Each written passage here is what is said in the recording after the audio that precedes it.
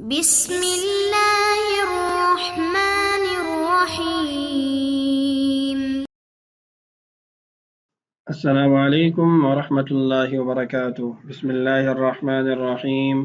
عزیز طلبہ، امید ہے آپ سب خیریت سے ہوں گے۔ آج کی اس ویڈیو کے اندر ہم سبق نمبر 35 کی مشق حل کریں گے۔ ہماری مشق کے اندر سب سے پہلے سوالات ہیں، آئیے ان سے ابتدا کرتے ہیں۔ ہمارا سب سے پہلا سوال ہے صرف رمى يرمي ولماذا يأتي ظرفه على وزن مفعول مع أن مضارعه مكسور العين۔ کہہ رہے ہیں کہ رمى يرمي سے گردان پڑھیے اور اس کا ظرف مفعول کے وزن پر کیوں آتا ہے، حالانکہ اس کے مضارع کے عین کلمہ کے نیچے کسرہ ہے، تو اس اعتبار سے مفعول ہونا چاہیے تھا۔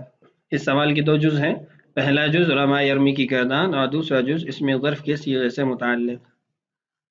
تو گردان پڑھ لیتے ہیں۔ رمى يرمي رميا فهو رام، ورمي يرمى رميا فذاك مرمي، الأمر منه ارمي والنهي عنه لا ترمي، والظرف منه مرما والآلة منه مرما ومرمات ومرماء، وتثنيتهما مرميان ومرميان، والجمع منهما مرام ومرامي، وأفعل التفضيل المذكر منه أرمى والمؤنث منه رميا، وتثنيتهما أرميان ورميان، والجمع منهما أرام أرمونا ورما ورميات۔ یہ تھا پہلا جز، اور دوسرا جز یہ ہے کہ مفعول کے وزن پر رمى يرمي کا ظرف کیوں آتا ہے، حالانکہ اس کے عین کلمہ کے نیچے کسرہ ہے۔ تو اس کا جواب یہ ہے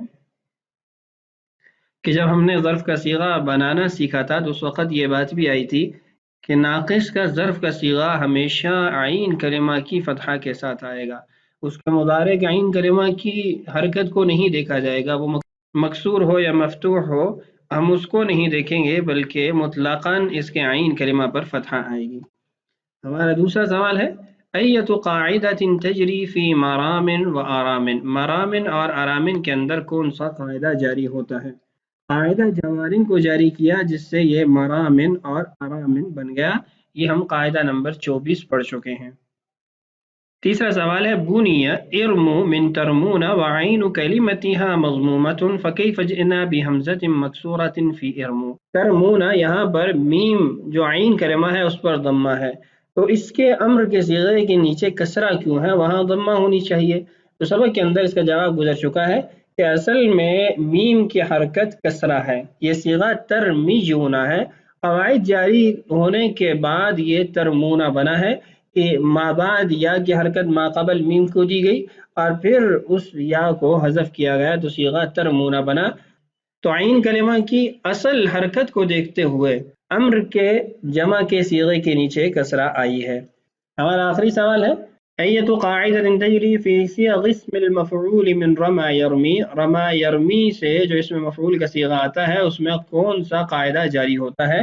تو ہم سبق میں پڑھ چکے ہیں کہ اس کے اندر قاعدہ سید جاری ہوتا ہے۔ تو یہ سوالات کے جوابات۔ مشق کا اگلا حصہ ہے التمارین۔ صرف المصادر التالیہ، آنے والے مصادر کی گردانیں پڑھیے، وطبق القواعد والتعلیلات فیہا کما لاحظت تطبیقها وتحلیلها فی رمى يرمي، اور اس کے بعد قواعد کو جاری کیجئے اور تعلیلات کو جاری کیجئے جیسا کہ آپ رمى يرمي سے متعلق پڑھ چکے ہیں۔ میں مصادر پڑھ دیتا ہوں، ان سے گردانیں آپ خود پڑھ لیجئے۔ المشی، الکفایۃ، الحمی، الحظوۃ، الحلاوۃ، الشقاوۃ، الرقی، البقاء، الفناء، البکاء۔ یہ 10 مصادر ہیں، ان سے گردانیں بھی پڑھنی ہیں اور ان کے اندر تعلیلات اور قواعد کا اجرا بھی کرنا ہے۔ اس کے بعد اگلا سوال ہے حل الصیغ التالیہ، آنے والے صیغوں کو حل کیجئے۔ میں چند صیغوں کو حل کر دیتا ہوں، بقیہ صیغے آپ خود حل کر لیجئے۔ من سن، یہ صیغہ واحد اسم اعلیٰ ہے، اس کا مادہ ہے نسی ینسا، سمع یسمع کے باب سے۔ مغلن، یہ بھی اسم اعلیٰ واحد کا صیغہ ہے، غلا یغلی سے، ضرب یضرب کے باب سے۔ اسابن، یہ صیغہ جمع مذکر اسم تفضیل ہے، سبا یسبی سے، اس کا باب ہے ضرب یضرب۔ مشاین، مشاین یہ صیغہ جمع اسم اعلیٰ وسطیٰ ہے، مشا یمشی سے، ضرب یضرب۔ مضن، یہ صیغہ جمع اسم تفضیل مؤنث ہے، مضى یمضی سے، اس کا باب ہے ضرب یضرب۔ نسو، یہ صیغہ جمع مذکر غائب فعل ماضی معروف باب سمع یسمع مادہ ہے نسی ینسا. خشیتن یہ ہے خشیتن، یہ صیغہ جمع مؤنث حاضر فعل ماضی مثبت معروف سمع یسمع کے باب سے، اس کا مادہ ہے خشیہ یخشا.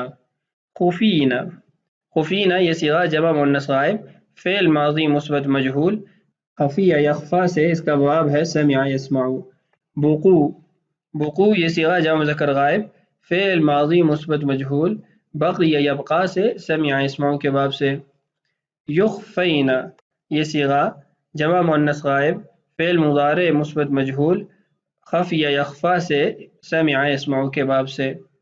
لم تمضو، لم تمضو یہ صیغہ جمع مذکر حاضر فعل نفی جحد بلم معروف ضرب یضرب کے باب سے، اور اس کا مادہ ہے مضى یمضی.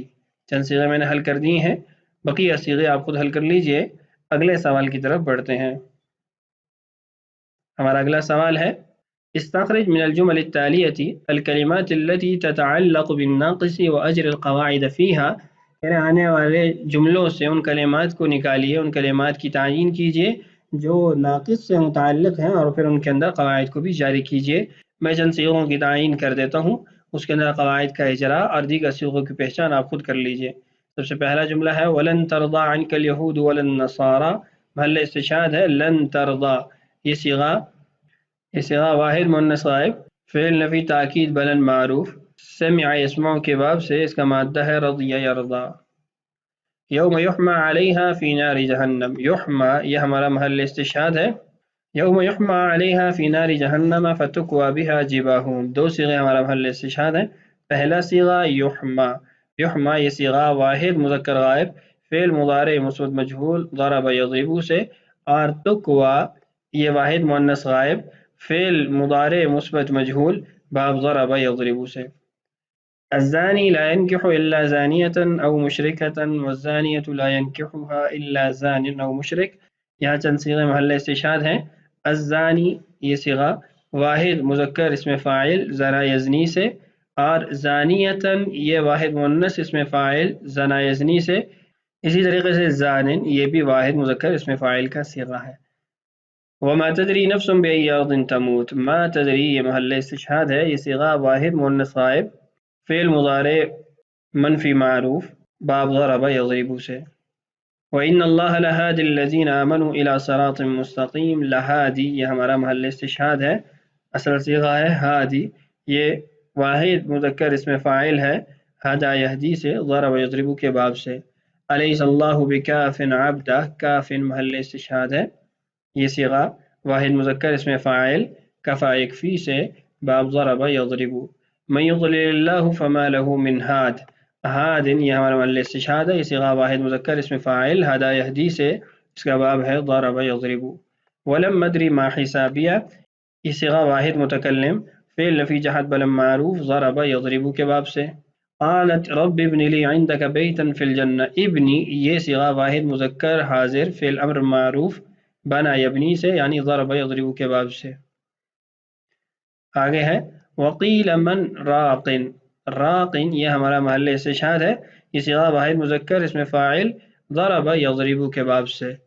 او ترقى فی السماء ولن نؤمن لرقیک، ترقى یہ محل استشہاد ہے، یہ صیغہ واحد مذکر حاضر فعل مضارع معروف سمع یسمع کے باب سے.